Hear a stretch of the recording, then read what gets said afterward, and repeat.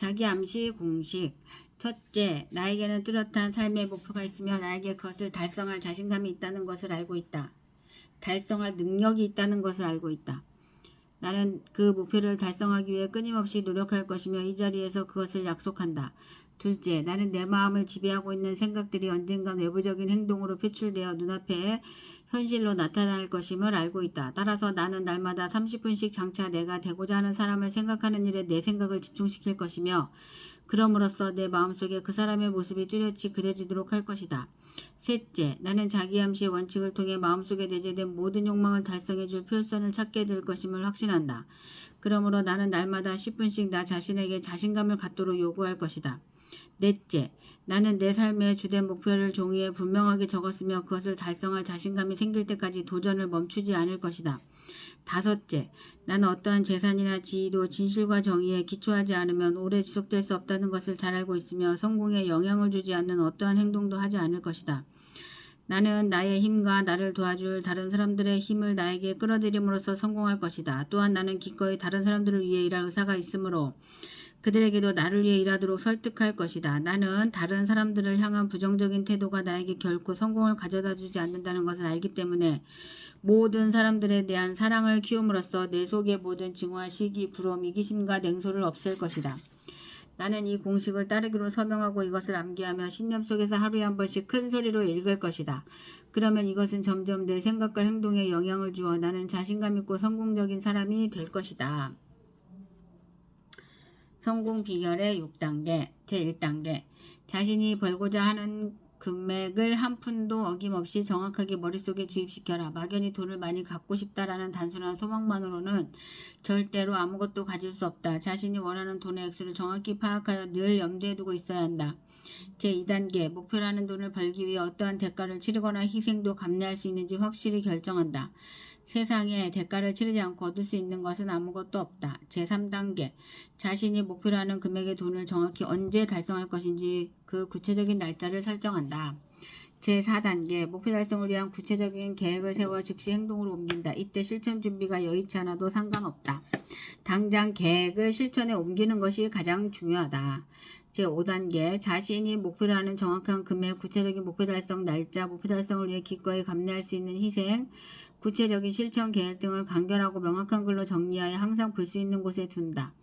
제6단계, 그 메모를 매일 잠자리에 들기 직전과 아침에 일어난 직후 등 하루에 최소한 2번 이상 큰 소리로 읽으며 성공 의지를 불태운다. 자신의 꿈이 담긴 메모를 읽으며 자신이 설정한 목표가 이미 달성됐다고 생각해야 하면 물론이고 굳게 확신해야 한다. 오직급 감사합니다. 현정이 오직급 감사합니다. 현정이 오직급 감사합니다. 현정이 오직급 감사합니다. 현정이 오직급 감사합니다. 현정이 오직급 감사합니다. 현정이 오직급 감사합니다. 현정이에게 기적이 일어나게 해주셔서 감사합니다. 현정이는 기적이다. 현정이는 사랑이다. 현정이는 가치가 있다. 현정이는 한계가 없다. 현정이는 현정이가 믿는 유일한 신이다. 부자가 되기 위해서는 위에 6단계에 기술된 모든 사항을 철저히 이행해야 한다. 그 중에서도 특히 제6단계의 준수사항이 가장 중요하다. 6단계, 메모를 매일 잠자리에 들기 직전과 아침에 일어난 직후 등 하루에 최소한 2번 이상 큰 소리로 읽으며 성공 의지를 불태운다. 자신의 꿈이 담긴 메모를 읽으며 자신이 설정한 목표가 이미 달성됐다고 생각해야 하면 물론이고 굳게 확신해야 한다. 이면정이 오직급 감사합니다. 이면정 오직급 감사합니다. 연내 오직급 달성 감사합니다. 현정이 오직급 감사합니다. 이면정 오직급 감사합니다. 이면정 오직급 감사합니다. 네, 포노사피엔스를 어저께 읽다 보니까 자, 또 이렇게 해서 읽어보겠습니다. 5조 달러의 선택, 트럼프가 아마존을 공격하는 이유. 트럼프가 아마존을 공격하나봐요. 세계 7대 플랫폼 기업에 축적된 투자 자본 5조 달러는 디지털 문명 전환의 속도를 더욱 빠르게 만드는 힘입니다. 이들의 수익 구조는 저마다 다릅니다.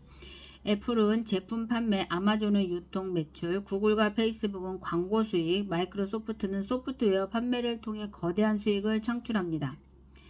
알리바바는 아마존처럼 유통해서 큰 돈을 벌고 텐센트는 여전히 게임 산업이 가장 큰 수입원입니다. 각 기업들은 다른 방식으로 수익을 올리고 있지만 근본적으로 포노사피엔스들의 자발적 선택에 의존한다는 공통점을 갖고 있습니다.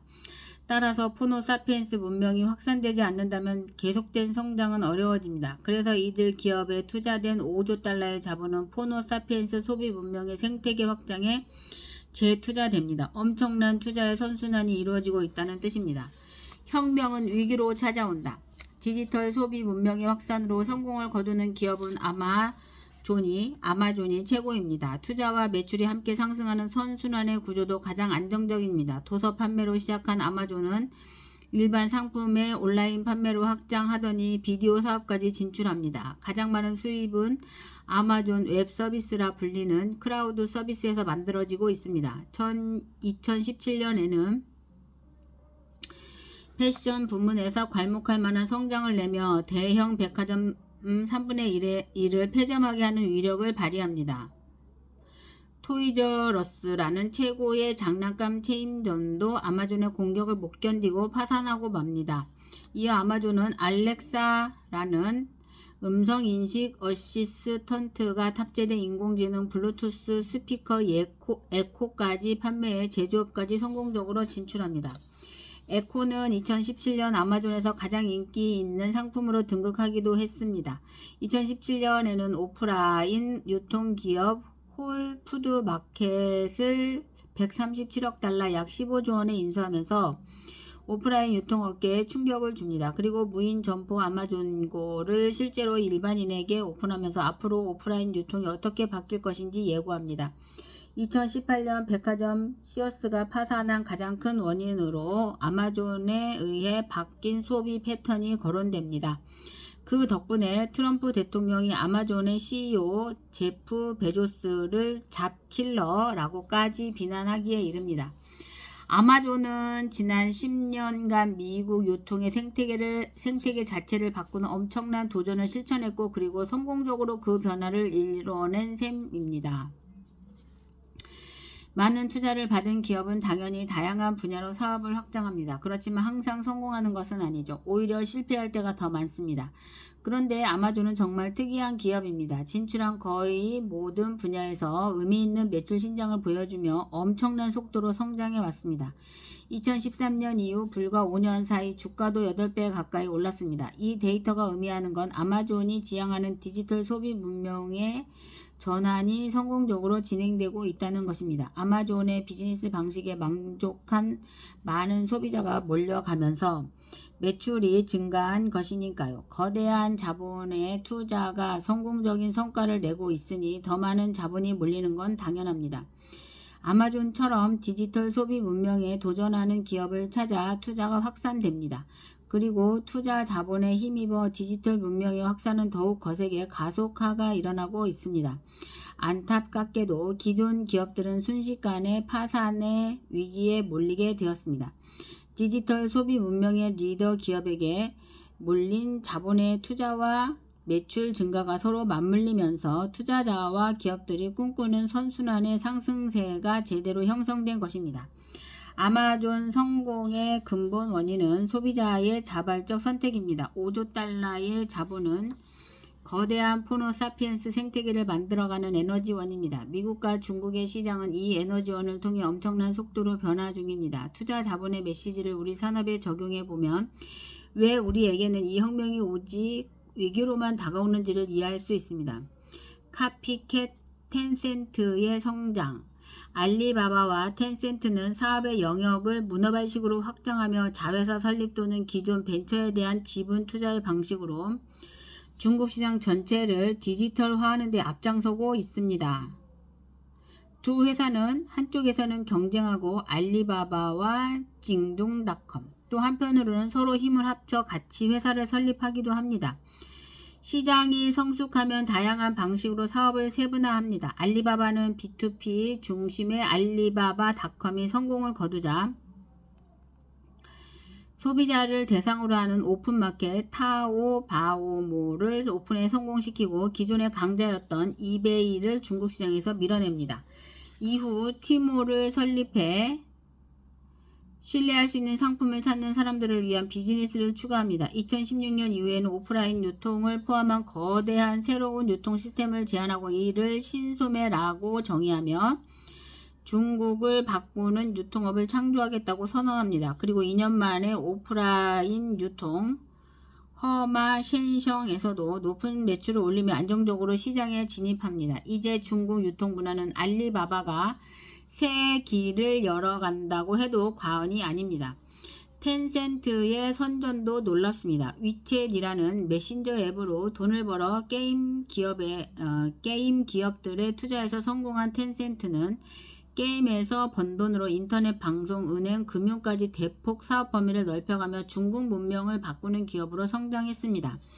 텐센트는 카피캣으로 유명합니다. 그러나 전혀 부끄러워하지 않습니다. 오히려 미국에서 성공한 디지털 소비 방식을 도입하되 중국 문화에 맞게 디테일을 가미하는 사업 방식으로 많은 중국 소비자들을 열광하게 만들었죠.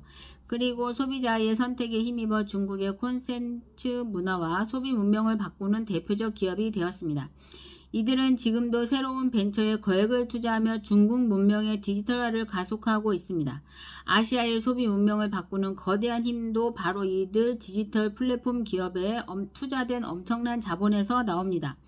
우리 기업들이 사업 전략을 수립할 때 가장 중요하게 생각할 부분도 바로 이것입니다. 세계의 투자 자본이 매력을 느낄 수 있는 비즈니스 모델, 바로 포노 사피엔스 시장 중심의 사업 기회입니다.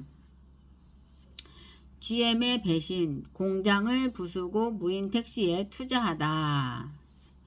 물론 지금의 비즈니스 모델을 모두 버리고 갑자기 포노 사피엔스 비즈니스로 전환하는 것은 절대 바람직하지 않습니다. 모든 것은 고객 중심으로 이루어져야 합니다. 따라서 시장에서 형성되는 데이터를 바탕으로 디지털 플랫폼으로의 비즈니스 전환이 어떻게 진행되는지 정확히 파악하고 여기에 맞춰 미리미리 준비해야 합니다. 대신 조금은 앞서가야 합니다. 내가 속해 있는 산업군에서 끊임없이 데이터를 확인하는 일은 그래서 매우 중요합니다. 모빌리티 컴퍼니로의 유호 택시 사업을 한번 보겠습니다. 2009년 등장한 우버는 이제 전 세계로 퍼지며 새로운 문명의 상징이 되었습니다. 동시에 기존 시장의 생태계와의 갈등이라는 상징이 되기도 했습니다. 아직도 우버는 우리나라를 비롯한 세계 곳곳에서 기존 택시 회사와 충돌하며 많은 문제를 일으키고 있습니다. 그러나 우버는 돌이킬 수 없는 새로운 비즈니스 모델로 완전히 자리를 잡았습니다. 미국에서는 우버 외에도 경쟁 기업인 리프트가 크게 성장했고 중국에서는 디디 추싱이, 동남아에서는 그랩과 고잭, 이 새로운 택시 문명의 상징으로 이미 자리를 잡았습니다. 디디 추싱은 하루에 2,500만 건의 거래를 처리할 만큼 성장하고 있습니다. 상장을 준비 중인 디디 추싱의 기업 가치는 2017년 기준 560억 달러, 약 63조 원이었습니다. 이들의 성장에 따라 다급해진 곳은 오히려 자동차 회사입니다. 소비자 데이터 변화에 따라 자동차 회사들은 생존 전략을 다시 정리해야 합니다. GM은 2016년 우버의 경쟁 기업인 리프트에 5억 달러, 약 560억 원을 투자했습니다. 그리고 2017년 우리나라 군산 공장을 폐쇄해버렸습니다. 우리의 상식으로 보면 심각한 배신입니다. 어마어마한 일자리가 날아가고 생태계가 부서지는 심각한 문제이니까요. 그런데 소비 변화의 데이터를 보면 GM의 행보가 충분히 이해가 갑니다. 지난 10년간 우버와 리프트의 성장으로 미국의 택시 시장은 무려 1.5배 성장했습니다. 편리한 서비스에 매료된 소비자가 뜨겁게 반응하면서 만들어낸 변화죠. 이 변화는 엉뚱하게도 자동차 산업을 어렵게 만들었습니다. 차량 공유 택시와 공유 서비스에 익숙해진 미국의 10대와 20대가 차를 구매하지 않는 것입니다. 여기에다 친환경 차에 대한 수요가 늘면서 일반 자동차를 생산하는 GM의 입지가 급격히 줄어들었습니다. 다급해진 GM은 리프트에 거액을 투자해 2025년까지 무인 택시를 공동 개발하겠다고 선언합니다. 여기에 바로 우리 블록체인 기술이 절실히 필요합니다. 2025년까지 무인 택시를 공동 개발하겠다고 GM은 자동차 제조 기업에서 이제는 이동 서비스를 제공하는 모빌리티 기업으로 전환하겠다고까지 이야기한 것입니다. 생존의 전략이 무엇인지를 분명히 밝힌 셈입니다. 이 전략을 세계 최고의 자동차 기업 도요타가 이어받습니다. 2018년 세계 최대 전자제품 전시회에 도요타의 CEO가 나와 우리는 이제 모빌리티 컴퍼니라고 선언합니다. 실제로 도요타는 그랩에 10억 달러를 또 그 이상을 디디 추싱에 투자했습니다. 이들과 함께 인공지능이 운전하는 자율주행 서비스를 선도하는 기업이 되겠다고 발표한 것이죠. 들고 나온 미래의 차 이팔레트도 자율주행 차량입니다. 부르면 오고 오면 사용하고 사용한 후 다시 보내면 스스로 돌아가는 차량입니다. 이것이 미래의 자동차 트렌드임을 세계 1위의 자동차 회사가 제시한 것입니다. 다급해진 현대자동차는 우리나라 카쉐어링 스타트 기업 플러스를 포기하고 동남아의 그랩에 3,600억 원을 투자합니다. 세계 자동차 회사들의 전략을 감안할 때 모빌리티 컴퍼니로의 전환이 안되면 생존은 어렵다고 판단한 것입니다. 2018년 GM은 추가적으로 5개의 공장을 더 폐쇄하겠다고 선언합니다. 그만큼 기존 방식의 자동차 수요가 줄어들고 있다는 뜻이겠죠. 우리에게는 극히 유감스러운 일이지만 자동차 업계의 모든 전략 수정은 소비자의 선택에 따른 생태계 변화를 반영한 생존 전략입니다. 더 확대해서 크게 성장하겠다는 것이 아니라 자동차 문화의 변화에 대응해 적어도 멸종되지는 않겠다는 위기 대응 전략입니다. 자동차 회사들이 2025년까지 정말 완벽한 무인 택시를 개발하기는 쉽지 않아 보입니다. 기술이 그리 만만하지 않기 때문입니다. 그러나 다양한 무인 모빌리티 서비스는 지금 수준을 잘 다듬어도 만들 수 있을 것으로 예상하고 있습니다. 그때가 되면 새로운 택시 문명은 기존 택시 문명과 더욱 큰 차이를 보일 게 분명합니다. 공장은 지키면서 우버는 몰아낸다. 구글 웨이모는 세계 최고의 기술을 자랑하는 무인 자동차입니다. 이미 미국에서 1600만 킬로미터 약 1000만 마일 무인 운행 실험을 성공적으로 수행했고 이에 힘입어 2019년부터는 무인 운행 시범 서비스를 허가받았습니다. 새로운 협업 비즈니스도 발표했고 월마트와 손잡고 무인 자동차를 이용한 고객 서비스를 시작하겠다는 것이다. 운전이 어려운 고객이 버튼을 누르면 무인 자동차가 고객을 방문해서 가까운 월마트 매장으로 직접 모셔가는 서비스다. 멀고 복잡한 길을 운행하는 건 어려운 일이지만 이 정도라면 해볼 만하다. 우리나라 최고의 자율주행차 전문가인 서울대학교 전기정보공학부 서승우 교수는 2015년 제자들과 자율주행차 기업 토르 드라이브를 설립해 2017년 미국 펠로 엘토로 거점을 옮기고 무인 택시 실용화 사업을 시작했다.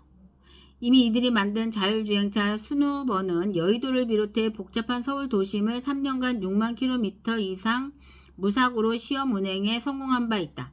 다만 안타까운 건 이 회사가 미국으로 거점을 옮긴 이유다. 한국에는 무인 자동차에 대한 규제가 너무나 많아 앞을 가로막았고 도저히 풀릴 기미도 보이지 않아 어쩔 수 없이 미국으로 떠나야 했던 것이다. 무인 자동차에 기반한 택배 서비스가 상용화된다면 그 파급 효과는 어마어마할 텐데 아직 우리 사회의 상식으로는 받아주기 요원한 기술이라고 판단한 것이다. 호모 사피엔스를 문명의 표준으로 본다면 크게 성공할 기술을 보유한 기업들이 하나둘 우리나라를 떠나는 걸 보면 안타깝기 그지없다. GM은 우리 정부에게 다른 제조 공장까지 폐쇄하겠다며 으름장을 놓고 산업은행에서 7억 5천만 달러 약 8,400억 원의 투자를 약속받은 한편 다른 쪽에선 무인택시 개발에 엄청난 돈을 투자했다. 우리나라는 한쪽으로는 공장이 아쉬워 비싼 세금을 쏟아붓고 한쪽에서는 투쟁을 벌이며 우버 방식 서비스의 도입을 막아내고 있다. 눈을 돌려 미국, 중국, 동남아의 택시 문명을 보고 있으며 우리 문명은 거대한 대륙 사이에 외딴 섬 갈라파고스 같은 느낌이다. 한국의 우버라 할 수 있는 벤처기업 플러스 카카오톡의 카풀 서비스 등 새로운 서비스에 대한 도전은 거대한 시위가 막아서고 이를 정부는 모른 척 눈 감아준다. 이 규제의 만리장성은 점점 더 난공불락이 되고 경쟁 없는 시장을 원하는 기존 산업들은 규제 장벽을 더욱더 강력한 철옹성으로 만들고 있다. 공장 폐쇄를 직접 겪으면서도 여전히 연례 행사처럼 파업은 준비 중이고 경영진들도 세계시장 경쟁력 확보를 위한 근본적인 혁신보다는 현실 방어에 여념이 없다. 대륙이 주도하는 디지털 소비 문명은 이미 세계시장을 혁명적 변화로 이끌고 있는데 우리만 혼란 속에 기회를 잃어가고 있다. 우리가 시장의 기준을 잡지 못하고 우왕좌왕하는 사이 글로벌 경제와의 격차는 점점 더 벌어지고 있는 중이다. 세계 최고의 디지털 플랫폼 기업들이 주력하는 사업 분야도 우리나라에 오면 모두 불법이다. 빅데이터를 클라우드에 모으고 이걸 가공해 인공지능을 개발하는 모든 일은 대부분 개인정보보호법 위반에 해당된다. 우리 축구가 월드컵 경기에서 독일을 이긴 기적을 두고 앞으로도 이렇게만 하면 된다고 하는 사람은 아무도 없다. 시스템을 근본적으로 바꾸고 K리그부터 혁신해야 한다고 말한다. 축구를 양성하는 시스템부터 달라져야 한다고 말한다. 이렇게 기준이 높아진 이유는 매일 세계 최고의 축구를 국민 모두가 감상하고 있기 때문이다. 경제도 다를 바가 없다. 글로벌 기업들의 시장 쟁탈전을 관심있게 쳐다보면 우리가 가야 할 길이 보인다.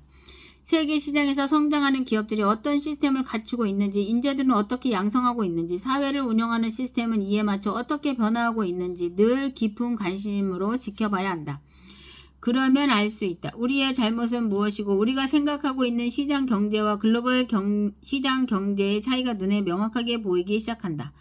우리가 적어도 월드컵 무대에서 존재감을 보여주고 싶다면 세계적인 축구 양성 시스템을 벤치마킹하고 그런 생태계를 구축해야 하듯 세계 시장에서 우리 기업들이 경쟁력을 갖추려면 선진국들이 만들어 놓은 새로운 기준을 받아들여야 한다. 지금 우리에게 필요한 건 바로 새로운 시장의 기준이다. 그동안 익숙했던 상식을 내려놓고 글로벌 시장의 새로운 기준이 된 호모사피엔스 소비 문명을 받아들여야 한다. 이것이 글로벌 시장 경제가 우리에게 전하는 혁명의 경고이다. 갑자기 책을 읽다 보니까 흥분이 됩니다.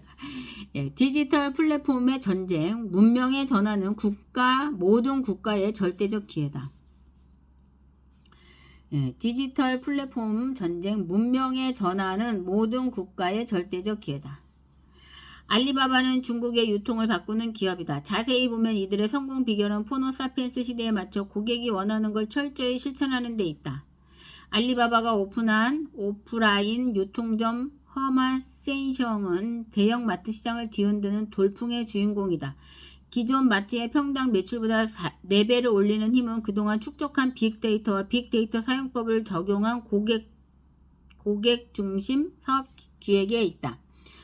허마센셩 고객의 65%는 25세에서 35세 기혼 여성 중 밀레니얼 세대라고 한다. 그들이 원하는 소비를 그들의 방식대로 해주기 위해 최고의 시스템을 가동 중이라고 한다. 아마존의 CEO 제프 베조스는 데이터는 고객의 마음이다 라고 했다. 데이터는 고객의 마음이다 라고 했다. 말하자면 빅데이터라고 쓰고 소비자의 마음이라고 읽는 것이다. 허마센셩의 성공은 이 금원을 제대로 실행한 알리바바의 힘이라고 느껴진다. 소비자가 왕인 시대. 네, 소비자가 왕인 시대. 소비자가 왕인 시대.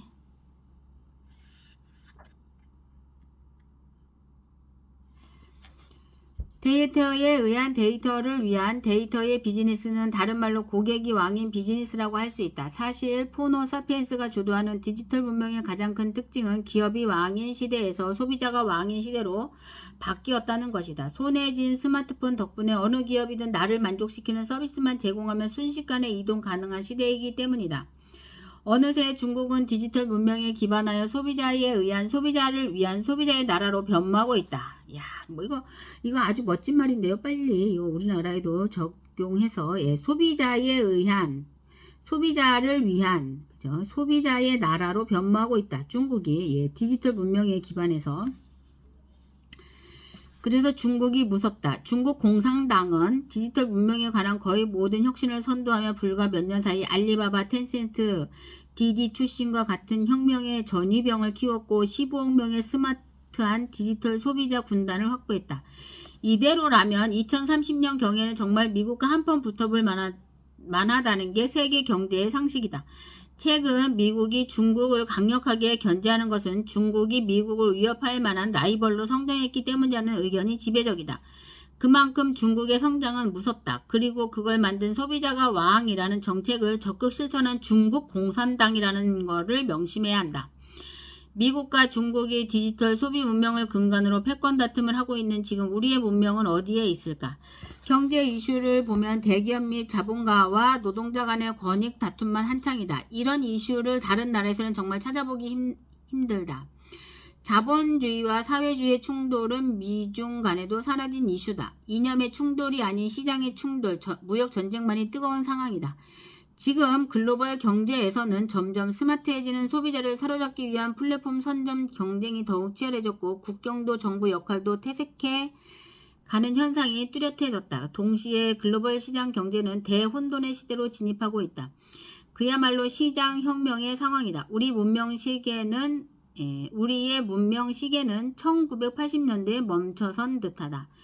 기존 시장의 절대 강자인 대기업들과 근로자, 약소기업 간의 불평등 관계를 빌미로 정치권의 패권 다툼이 극에 달하고 있다. 좌파든 우파든 정치인들은 이 땅에서 장사하려면 소비자가 아니라 정치 권력에 잘 보여야 한다는 구시대적 사고를 유지하기에 여념이 없다. 그동안 몇몇 기업들이 권력에 잘 보여 부당한 이익을 취했으니 이젠 권력의 힘으로 기울어진 운동장을 바로잡겠다는 이야기를 한다. 여전히 중심은 정치이고 권력이다. 그래서 화두가 되는 경제 정책을 보면 대기업의 계열사 매각, 중소기업가의 이익 공유제, 최저임금 50% 인상, 주 52시간 근무 제한, 소득 주도 성장 등 온통 정치 권력을 이용해 시장을 이념적으로 컨트롤하겠다는 이야기뿐이다. 혁명시대의 생존 전략은 한마디도 없다.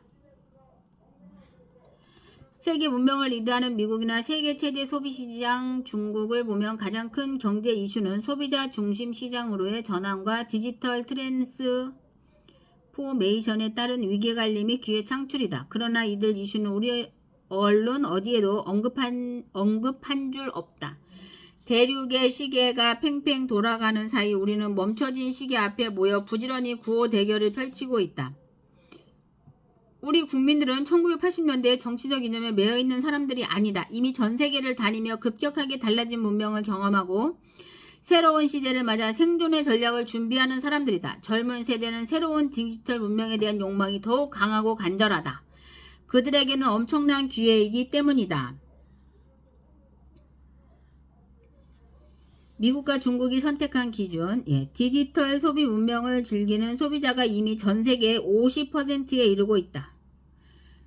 이들에게는 국경의 의미도 사라지고 있다. 유튜브는 이미 카카오, 네이버를 꺾고 우리나라 소비자에게 최고의 미디어 플랫폼으로 등극했고 아마존이나 알리바바를 통한 국내 소비자들의 해외 직구도 급격히 증가하고 있다. 젊은 소비자들은 우리나라 자동차 노조와 경영진 모두에 염증난다며 같은 값이며 외제차를 구매한다.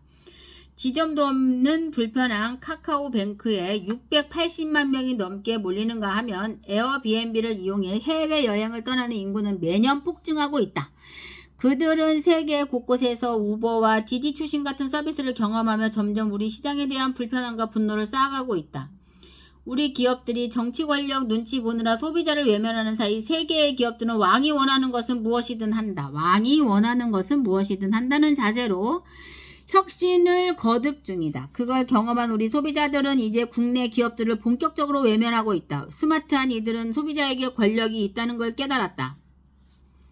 늘어나는 해외 소비와 해외 직구 관련 데이터가 그걸 증명한다. 미국과 중국의 정치권은 지금 문명의 기준을 재설정하는 데 가장 큰 힘을 쏟아붓고 있다. 급격한 변화로 인한 충격은 최소화하면서 새로운 기회는 최대한 보장하기 위해 온갖 다양한 전략을 구사한다. 또 디지털 문명의 최고 기업들을 유치하고 양성하는 데 전력 투구 중이다. 디지털 문명의 최고 기업들을 유치하고 양성하는 데 전력 투구 중이다. 세계의 패권을 노리는 두 국가로서는 당연한 전략이다. 반대로 상대방 기업을 걸고 넘어지는 것도 다반사다. 중국이 미국의 플랫폼 기업들을 교묘하게 억압하자 미국이 결국 하웨이에게 칼을 빼든다. 최고의 전장은 디지털 기업들의 격전장이다.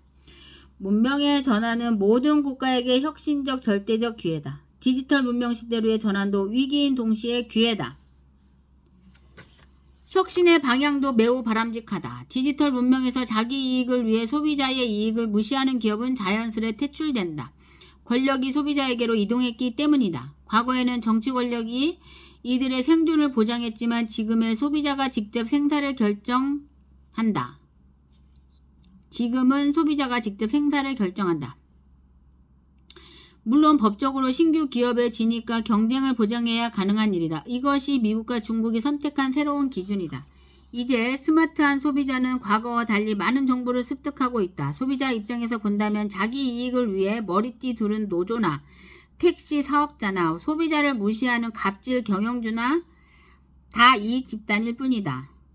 과거처럼 특별히 누군가를 보호해줄 이유가 없는 것이다. 좋은 차가 싼 가격에 나오면 사고, 좋은 택시 서비스가 싼 가격에 나오면 선택하고, 이론적 배경도 탄탄하다.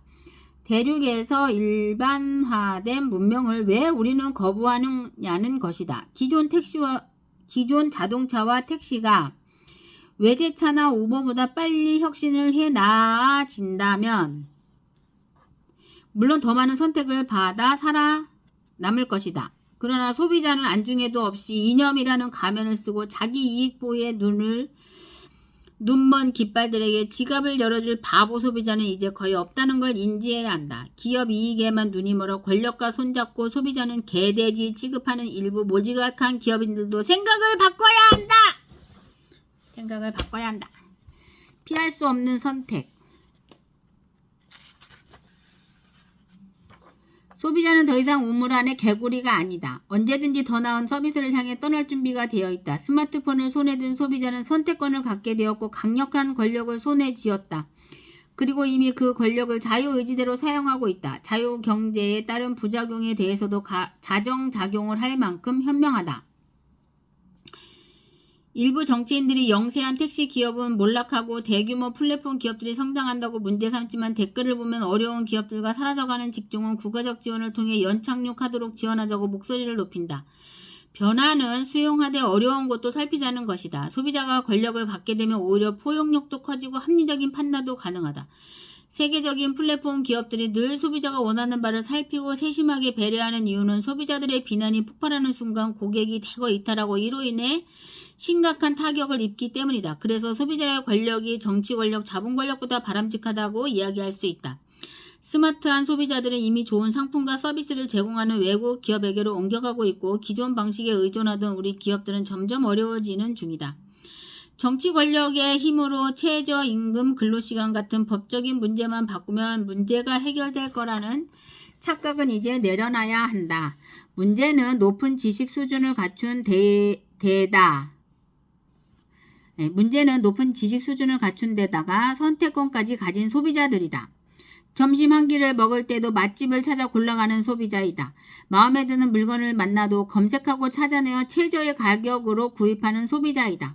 이러한 소비자 패턴이 급격하게 늘어난 건 데이터가 증명하고 있다. 이렇게 나날이 스마트해지는 우리 소비자들에게 이념의 낡은 옷을 입히려는 시도가 계속되는 한 우리 경제의 미래는 어둡기만 하다. 미국 대륙도 중국 대륙도 오로지 소비자만 생각하는데 미국 대륙도 중국 대륙도 오로지 소비자만 생각하는데 패러다임의 전환을 선택해서 판을 흔드는 데 성공했고 그걸 본 일본과 독일도 새로운 시대로의 전환을 시도 중인데 물론 갑자기 한꺼번에 모든 것을 내려놓고 급격하게 바꿀 수는 없다. 겨우 확보된 안정된 생계수단을 쉽게 포기하는 사람은 없다. 그것은 어느 시대에나 늘 있었던 일이다. 그리고 나라마다 상황에 따라 모두 다른 양상으로 전개되고 있다. 그러니 미국처럼 중국처럼 일본처럼 따라하자고 해서 해결될 문제는 절대 아니다. 그래서 생각의 공감대가 더욱 중요하다. 우리는 더 이상 우리끼리만 잘하면 되는 나라가 아니다. 수출이 경제에서 차지하는 비중을 감안할 때 글로벌 경제에서의 경쟁력은 우리 사회의 지속성장을 위해 필수적인 요소가 되었다. 새로운 일자리를 만들고 산업을 살찌우려면 글로벌 경제를 정확하게 이해하고 이를 바탕으로 사회 구성원 모두가 합의할 수 있는 새로운 기준과 공감대를 형성해야 한다. 지금처럼 기업과 노동자의 대결 구조로 해결될 문제가 아니다. 시장의 생태계가 바뀌는 혁명의 시대, 우리는 포노사피엔스 시대의 문명의 기준을 함께 돌아봐야 한다. 진보와 보수 모두가 함께 공감할 수 있는 새로운 기준을 마련해야 한다. 우리는 민주주의의 국가다. 누구나 다양한 생각과 주장을 펼 수 있는 사회다. 좌로 우로 생각을 달리하는 건 아무 문제가 없다. 그러나 사회 구성원이 공감할 수 있는 문명의 기준은 반드시 필요하다. 기준은 세계와 맞춰야 한다. 거기서 진보와 보수를 다시 정해야 한다. 세계와 동떨어진 문명 기준으로는 어떤 정치 체계로도 번영할 수 없다는 사실을 우리는 이미 역사를 통해 뼈저리게 경험해왔다. 더 이상의 실수를 반복할 수 없다. 세계의 대륙 문명과 어깨를 나란히 하는 디지털 문명 시대를 향한 혁신. 그것은 우리의 생존을 위한 피할 수 없는 선택이다. 오늘 7월 7일이네요. 그죠? 7월 7일. 24년. 일요일.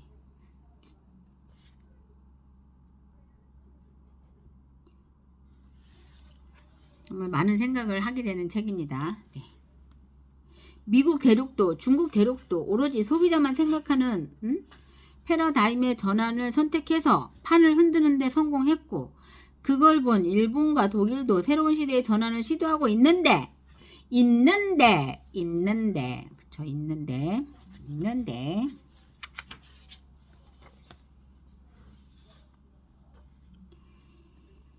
소비자가 왕이다. 왕이 원하는 것은 무엇이든 해야 한다. 네, 오늘의 제목입니다.